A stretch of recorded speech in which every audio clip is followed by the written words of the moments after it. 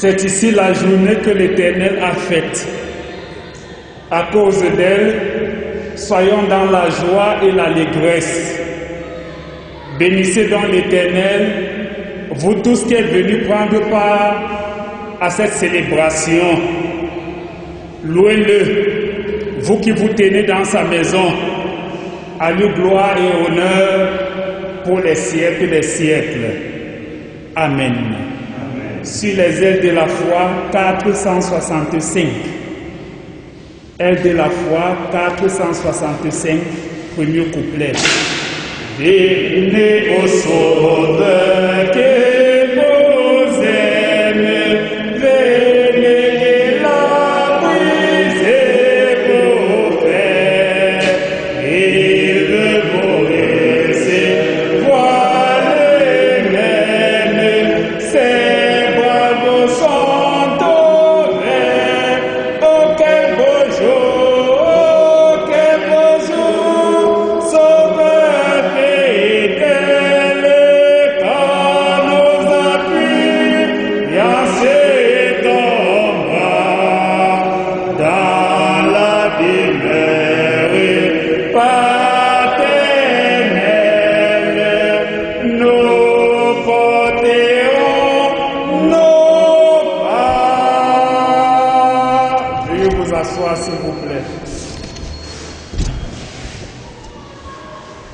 En présence du Dieu très saint, que chacun d'entre nous confesse humblement ses péchés.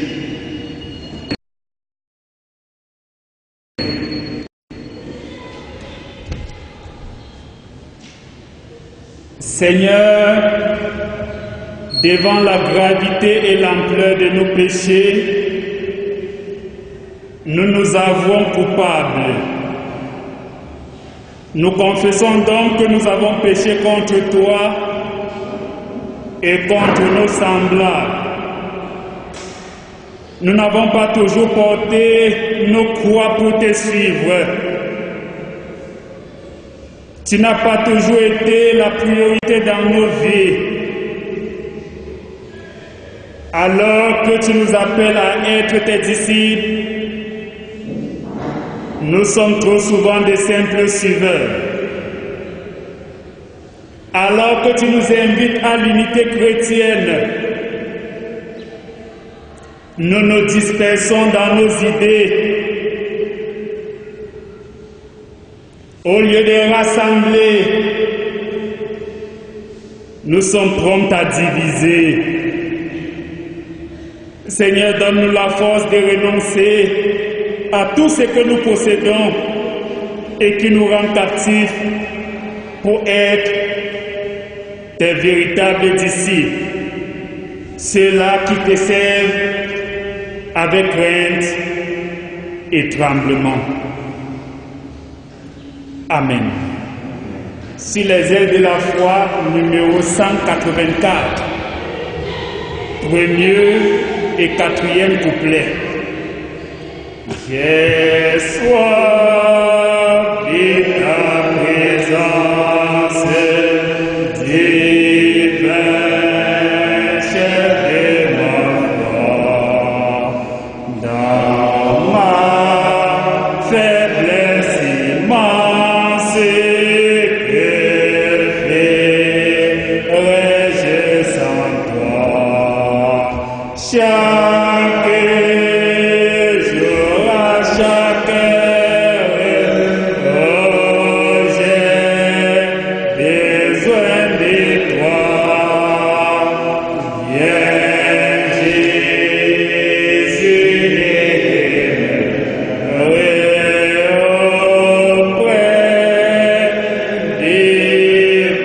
oh Jésus, ta présence, oh Jésus, ta présence, c'est la vie et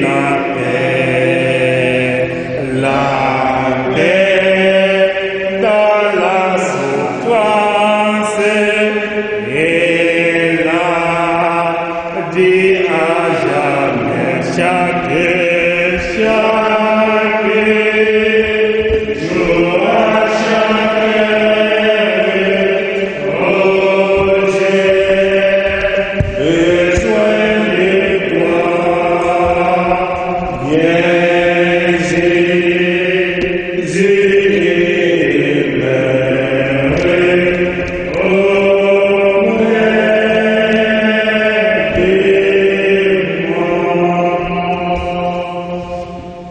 C'est le moment d'écouter la parole de Dieu.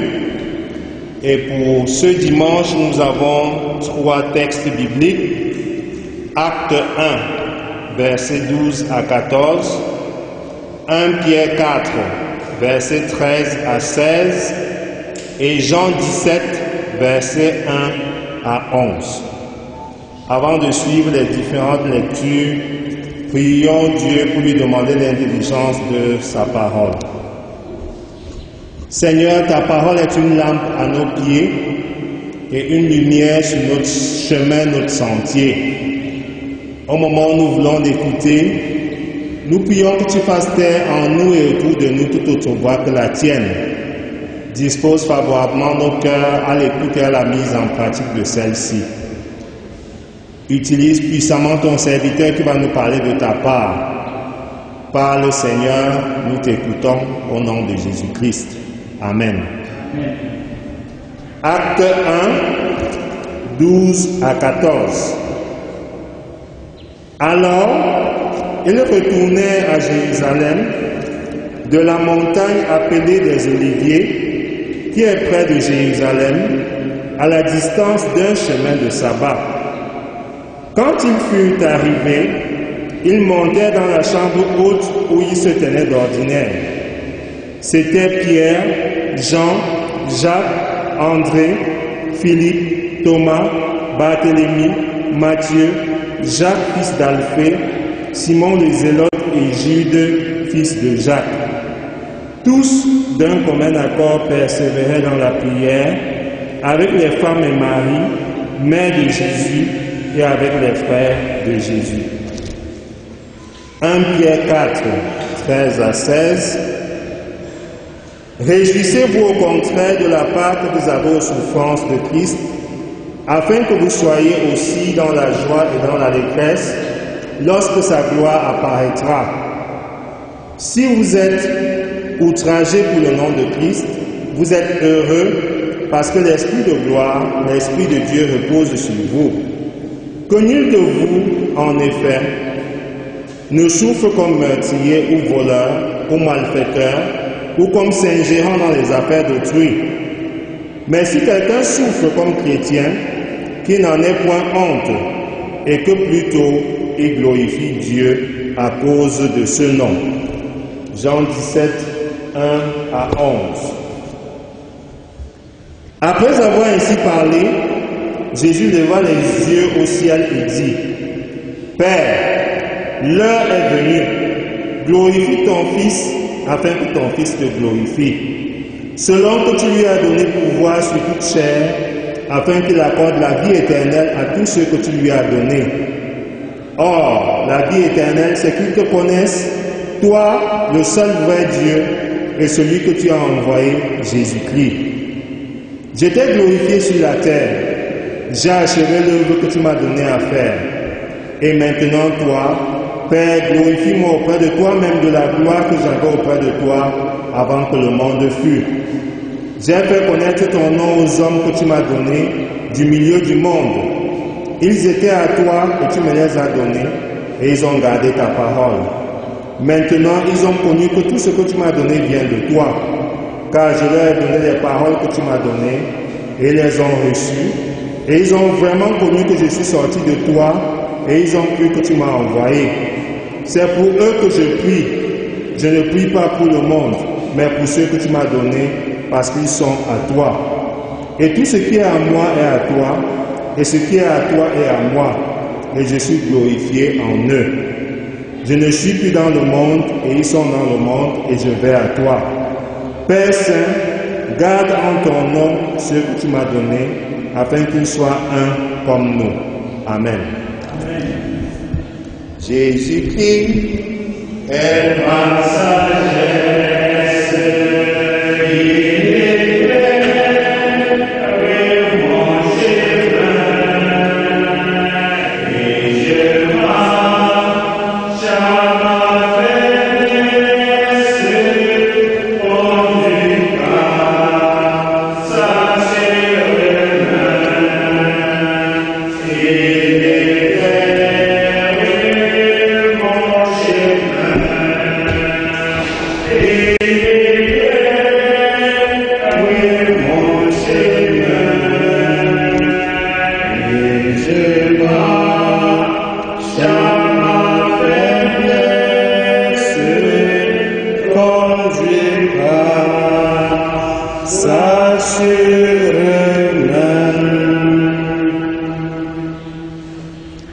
3 jours après la célébration de la montée de Jésus-Christ au ciel, les textes lus en ce jour condensent les éléments constitutifs du double temps de préparation dans lequel se trouve l'Église depuis bientôt plus de 2000 ans.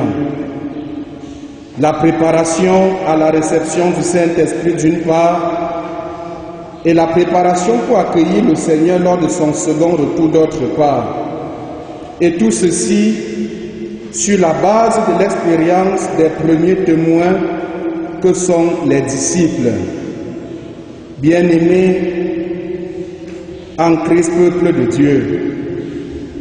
Dans le livre des Actes des Apôtres, les disciples de Jésus qui venaient de vivre en direct son ascension glorieuse sont encouragés par des anges à aller se préparer pour recevoir le Saint-Esprit. 2 hommes apparus et leur ont dit: ce Jésus qui a été enlevé au ciel du milieu de vous reviendra de la même manière que vous l'avez vu allant au ciel.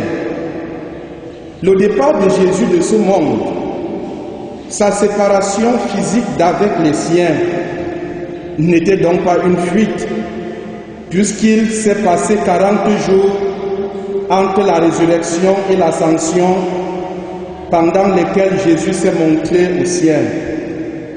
Ce départ n'était pas non plus un abandon des disciples, puisque Jésus les a suffisamment préparés.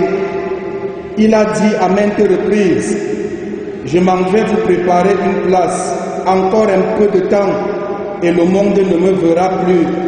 Je m'en vais et je reviens vers vous. Jésus-Christ n'a pas été expulsé de ce monde comme on le fait à un malhonnête, un indésirable. Jésus est tout simplement retourné auprès du Père une fois son œuvre terrestre terminée. C'est un retour qui s'est fait au temps convenable, de façon volontaire et surtout dans la loyauté. Oui, lorsqu'on part dans ces conditions, on peut revenir aisément et Jésus reviendra. Or, contrairement à lui, il y a des employés, des locataires, des voisins, des collaborateurs, bref, des personnes qui, une fois parties d'un poste de travail, d'une maison, d'un milieu, ne peuvent plus y revenir. Tellement ils y ont commis des gaffes, scandalisé, voire détruit des vies, qu'envisager un retour sur leur pas est perçu comme un suicide, parce que leur départ avait été célébré comme une délivrance. Pour Jésus, non seulement il retourne dignement au ciel, mais il rassure les siens qu'ils ne seront pas orphelins, seuls ou abandonnés à un sort incertain. Ce Jésus qui a été enlevé au ciel du milieu de vous reviendra de la même manière que vous l'avez vu allant au ciel.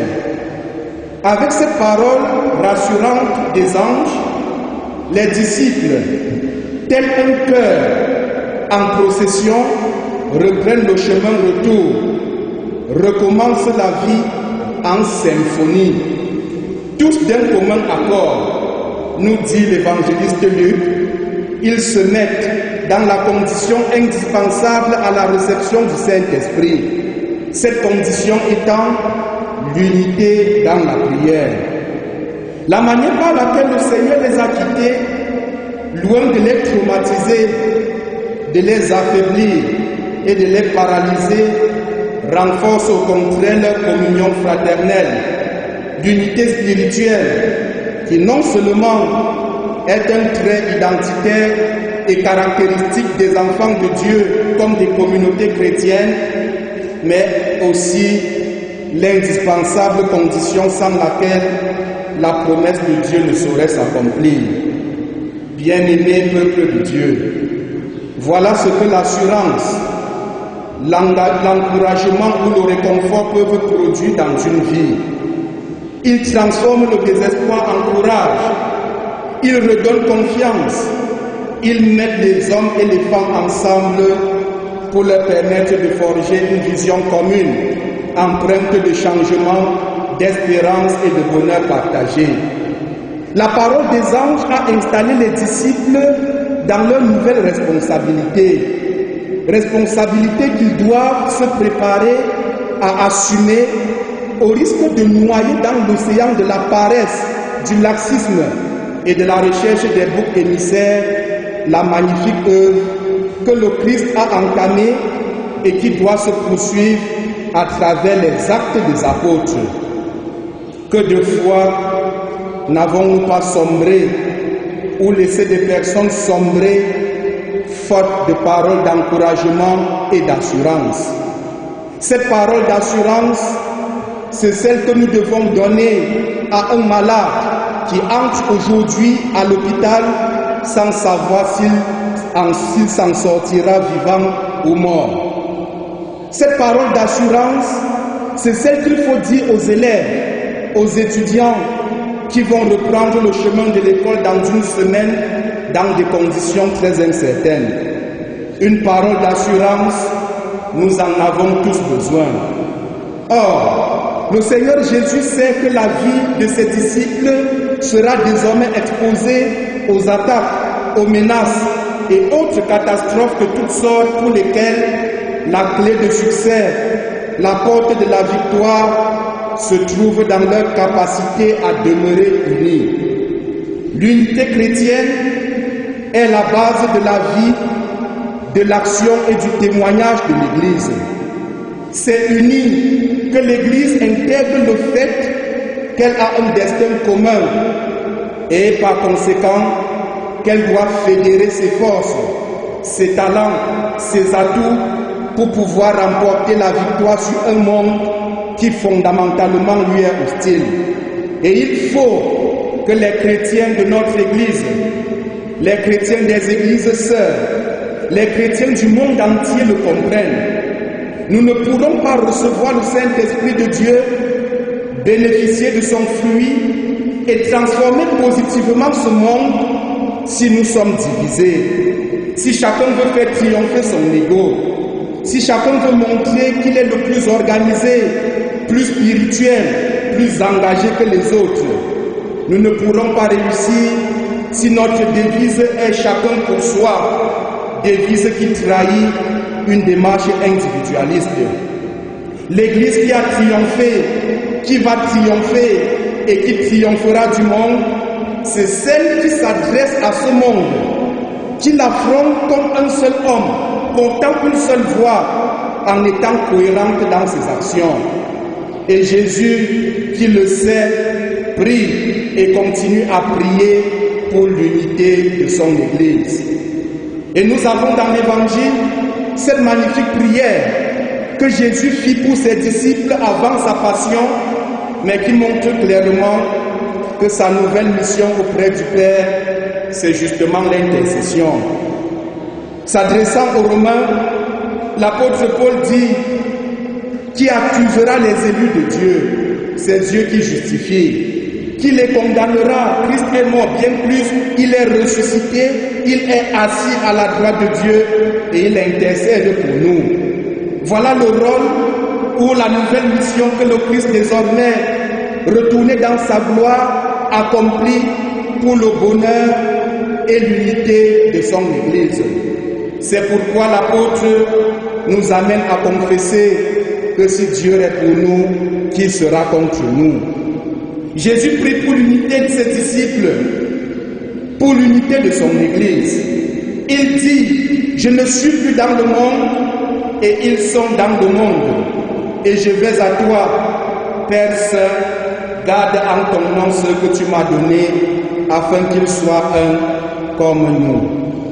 Le monde ici est compris comme l'immense armée des ennemis de la foi, dont le chef est le diable, le diviseur, celui qui divise pour mieux régner. L'unité chrétienne pour laquelle Jésus-Christ prie n'est donc pas et ne sera jamais le produit d'un décret, mais l'œuvre de Dieu lui-même qui retrouve un peuple qui travaille pour que cette unité soit. En d'autres termes, on ne décrète pas l'unité, on ne dit pas aux gens vous êtes unis. C'est le jour de la fête de votre unité, alors célébrez-la. L'unité se construit. Elle est le fruit du sacrifice pour la reconnaissance et l'acceptation que l'autre, mon prochain, peut avoir des idées contraires aux miennes, mais que cela ne fait pas de lui mon ennemi ou un adversaire à abattre. L'unité, c'est le produit du sacrifice pour la paix, sacrifice pour la justice, sacrifice pour la vérité, sacrifice pour l'amour. Autant de sacrifices qu'il faut volontairement consentir si l'on veut réellement marcher ensemble. Sur le chemin de l'unité, il faut intégrer le fait qu'on pourra rencontrer de la résistance, avoir des ennemis de l'unité qui nous feront souffrir et même risquer notre vie. Seulement que nul de vous ne souffre comme un meurtrier, ou voleur, ou malfaiteur, ou comme s'ingérant dans les affaires d'autrui. Mais si quelqu'un souffre comme chrétien, qu'il n'en ait point honte, et que plutôt il glorifie Dieu à cause de ce nom, dit l'apôtre Pierre. C'est pourquoi, tous d'un commun accord, ou encore ensemble, unis, c'est l'application concrète que les disciples firent de la recommandation que le Seigneur leur avait donnée de ne pas s'éloigner de Jérusalem, mais d'y attendre ce que le Père leur avait promis. Les disciples se sont inscrits à l'école de l'exécution des dernières volontés de leur maître.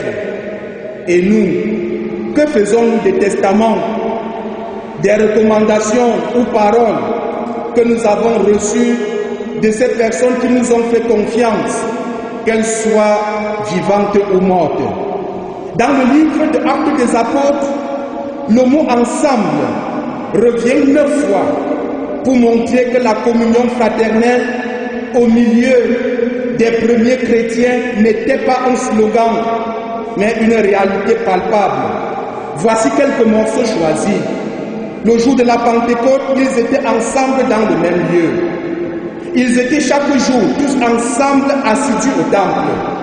Pierre et Jean montèrent ensemble au temple à l'heure de la prière. Beaucoup de miracles se faisaient au milieu du peuple par les mains des apôtres et ils se tenaient tous ensemble au portique de Salomon. À Icône, Paul et Barnabas entraient ensemble dans la synagogue des Juifs et ils parlaient de telle manière qu'une grande multitude de Grecs et de Juifs crut à la parole de Dieu. Voilà l'Église telle qu'elle était. Une communauté qui inspire la confiance, la complicité, la complémentarité, le dialogue, bref, la communion et la véritable communion entre ses membres. Voilà l'Église telle qu'elle devrait être, car l'Église telle qu'elle est aujourd'hui affiche à la face du monde un visage de division, de formation de groupes, de cercles, dont le but n'est certainement pas de rendre gloire à Dieu. Quelqu'un disait que dans son église, il y a tellement de groupes que certains n'ont qu'un seul membre. Ainsi, la question de fond aujourd'hui n'est pas est-ce que l'église est unie, mais plutôt comment rebâtir l'unité perdue, l'unité brisée, l'unité hypothéquée ou embrigadée par les ennemis de la foi, dont plusieurs, paradoxalement, se trouvent dans les communautés chrétiennes. À la suite du Seigneur Jésus, qui a prié et qui continue à le faire, afin que son Église soit unie, afin que ses disciples soient un, comme il l'est avec le Père, chaque chrétien doit faire de la prière pour l'unité de l'Église sa priorité, son cheval de bataille. À la suite des disciples, qui, tous d'un commun accord, persévéraient dans la prière, l'intercession doit se lire dans la vie des différentes composantes de l'Église. Mais il s'agit d'une prière active et pratique, car on ne peut pas prétendre prier pour l'unité alors qu'on ne se connaît même pas, alors qu'on ne se salue pas, alors qu'on ne se rend pas visite, pourtant on dit ou se dit appartenir au même corps. On ne peut pas dire que l'on recherche l'unité chrétienne et dans le même temps on se fait la guerre, ouverte ou voilée, on crée des étiquettes pour catégoriser, stigmatiser et exclure les autres. L'unité chrétienne, c'est finalement un style de vie, une manière concrète de dire à l'autre qu'il occupe une place dans notre vie parce qu'il ou elle compte aux yeux du Seigneur. Oui, la volonté du Seigneur, c'est que tous ses enfants se réunissent autour de lui pour dire au monde, pour dire au pays, comme notre pays, le Cameroun, dont l'unité nationale est encore mitigée, qu'il est possible d'être un, quelles que soient nos spécificités tribales, linguistiques ou les divergences d'opinion. L'unité de l'Église. L'unité de l'Église que le Saint-Esprit vient sceller à la Pentecôte est donc le message d'espérance que l'humanité tout entière attend de l'Église pour se rassurer que Dieu n'a pas abandonné son monde. Frères et sœurs en Christ, prions afin qu'advienne ce jour. Amen. Avec le cantique 166 sur les ailes de la foi, engageons-nous à être des intercesseurs pour qu'advienne ce jour où l'unité de l'Église sera une réalité. Béni soit le lien et nos unis en Christ, le saint amour, l'amour divin que verse en nous l'Esprit au ciel vers notre Dieu avec joie et ferveur s'élève nos chants et nos vœux parfums du Seigneur. Nous mettons en commun nos fardeaux, nos labeurs. En Jésus, nous ne sommes qu'un dans la joie et les pleurs. Si nous devons bientôt quitter ces lieux bénis, nous nous retrouverons là-haut pour toujours réunis. Par le symbole des apôtres, disons notre foi chrétienne.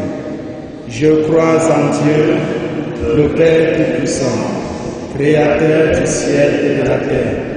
Je crois en Jésus-Christ, son Fils unique, notre Seigneur, qui a été conçu du Saint-Esprit et qui est né de la Vierge Marie. Il a souffert sous Ponce Pilate, il a été crucifié, il est mort, il a été enseveli, il est descendu aux enfers. Le troisième jour, il est ressuscité des morts. Il est monté au ciel et siège à la droite de Dieu, le Père Tout-Puissant. Il reviendra de là pour juger les vivants et les morts. Je crois au Saint-Esprit, je crois à la Sainte Église universelle, la communion des saints, la rémission des péchés, la résurrection de la chair et à la vie éternelle. Amen.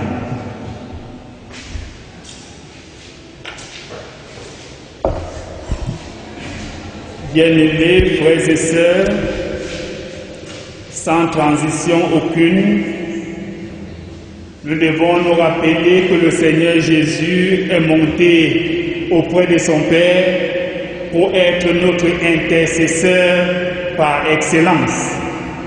Et il est donc de notre devoir, chaque fois que nous sommes rassemblés, d'apporter notre offrande pour l'avancement de son œuvre.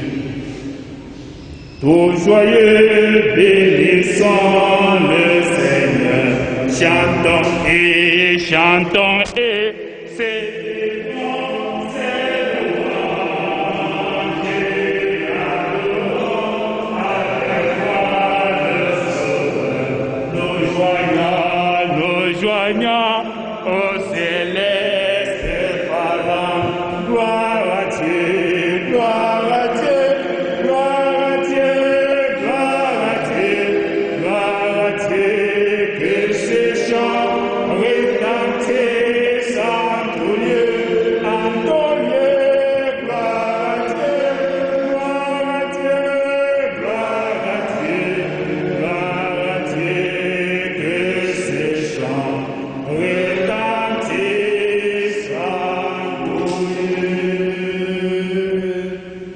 Seigneur notre Dieu et notre Père, à l'occasion de ces rassemblements, voici les offrandes que nous avons apportées pour l'avancement de ton œuvre ici-bas. Nous prions afin qu'elles te parviennent comme un parfum de bonne odeur. Seigneur, reçois ces offrandes et rassemblés au nom de Jésus. Veuillez vous asseoir. Bien-aimés frères et sœurs, nous tirons peu à peu vers la fin de notre célébration cultuelle. Nous allons maintenant céder la place à l'ancienne Église pour nous livrer quelques annonces importantes.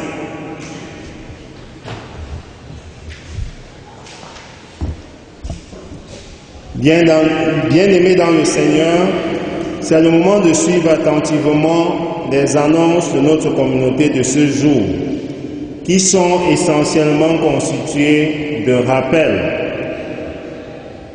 D'abord, permettez-moi de souhaiter à chacun d'entre vous la bienvenue à cette célébration. Comme rappel, dès le mois de juin prochain, nous expérimenterons la Sainte Seine dans le contexte de distanciation. Les candidats définitifs au baptême et confirmation de Pentecôte, leurs parrains et marraines, les parents des enfants à baptiser, sont invités à prendre personnellement part à la rencontre préparatoire qui aura lieu le vendredi 29 mai à 16 heures précises. Compte tenu des exigences protocolaires de l'heure, la présence de tous est obligatoire. Chers parents, si vous n'avez pas encore inscrit les enfants, pour les baptêmes du 31 mai prochain, passez s'il vous plaît rencontrer les pasteurs en semaine. Bien-aimés, ce n'est un secret pour personne que l'Église vit financièrement de la générosité fervente de ses fidèles. Depuis le début de ce mois, nous avons été sensibilisés à faire des efforts pour combler le déficit financier des mois de mars et d'avril 2020, période pendant laquelle les activités étaient interdites sur la station. Que le Dieu pourvoyeur de toute libéralité nous bénisse dans ce sens. Samedi prochain, 30 mai 2020, nous aurons un mariage à partir de 15h très précis sur notre station entre M. Tatan Yendi Edi Romeo et Mademoiselle Wua Sinze Christelle Florence. Dimanche prochain, c'est la Pentecôte.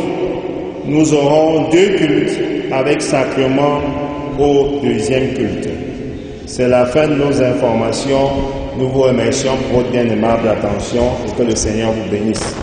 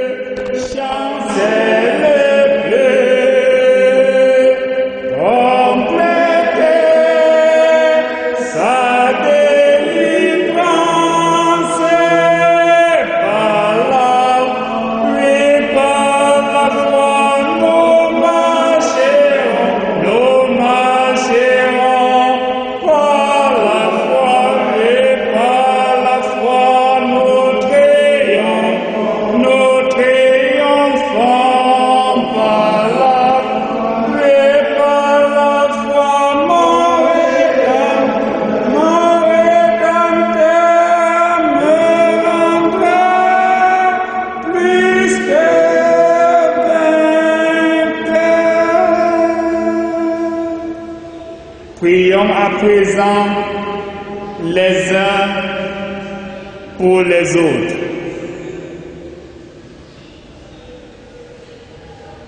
Qui sommes-nous, Seigneur, pour que tu acceptes de nous assister et de nous conduire? Qui sommes-nous pour que tu viennes prendre part à notre adoration? Tu nous as appelés dans ta grâce et nous as éclairés de ta lumière. C'est pourquoi nous nous présentons à toi, dépouillés et meurtris.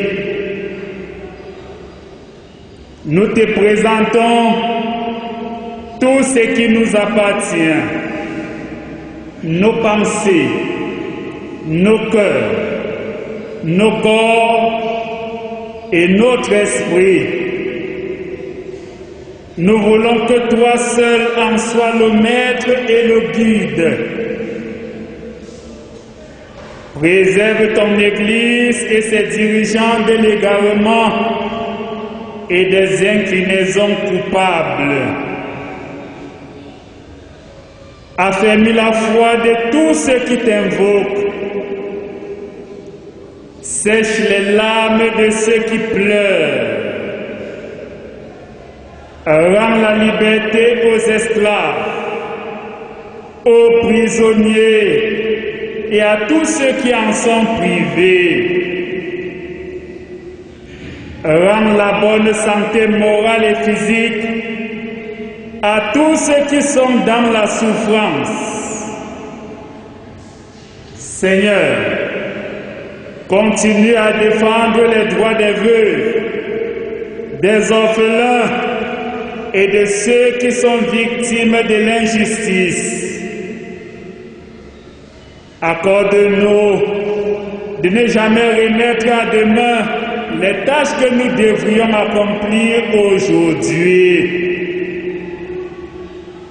Donne-nous de bâtir en nous et autour de nous une véritable unité.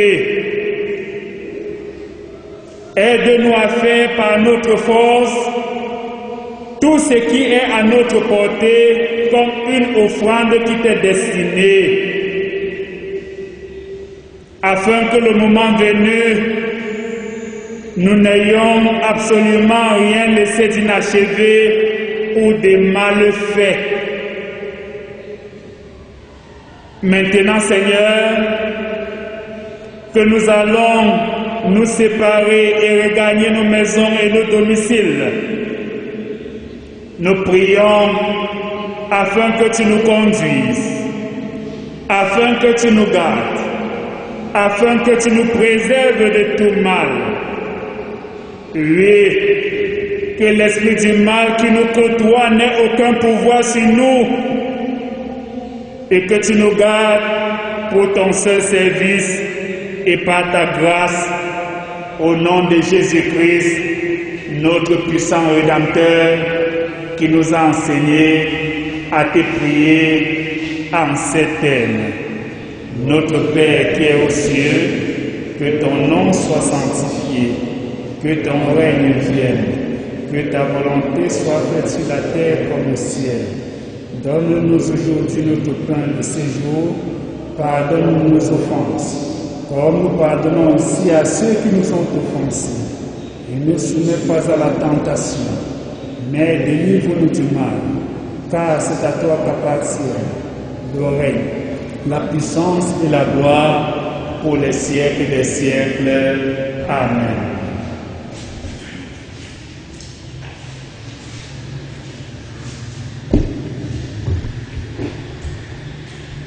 Entre le moment où le Seigneur Jésus est retourné dans sa gloire et celui où il reviendra selon sa promesse, sa volonté, c'est de voir son Église unie, ses enfants vivant dans la communion fraternelle, afin qu'ils soient un, dit-il, comme je suis un avec le Père. Mais l'unité chrétienne ne sera jamais le fruit d'un décret. L'unité chrétienne repose sur la volonté de chacun et de chacune d'entre nous à œuvrer pour que tombent les barrières du moi, les barrières de l'ego, la volonté de voir ses opinions ou ses idées triompher pour laisser place à la diversité qui donne à l'autre de participer librement et activement à la construction de cette unité. Nous sommes tous impliqués et que Dieu, dans sa grâce, nous engage à prier en action afin qu'advienne ce jour où son Église unie dira au monde que l'unité réelle est possible. Que le Seigneur tourne sa face et vous accorde sa paix. Qu'il brise en vous et autour de vous tous les obstacles à une vie de communion fraternelle franche. Qu'il vous ouvre les portes de la victoire sur toute épreuve et toute tentation dans le temps et pour l'éternité. Allez et demeurez dans la grâce de notre Dieu au nom de Jésus-Christ, notre Rédempteur adorable. Amen. Amen.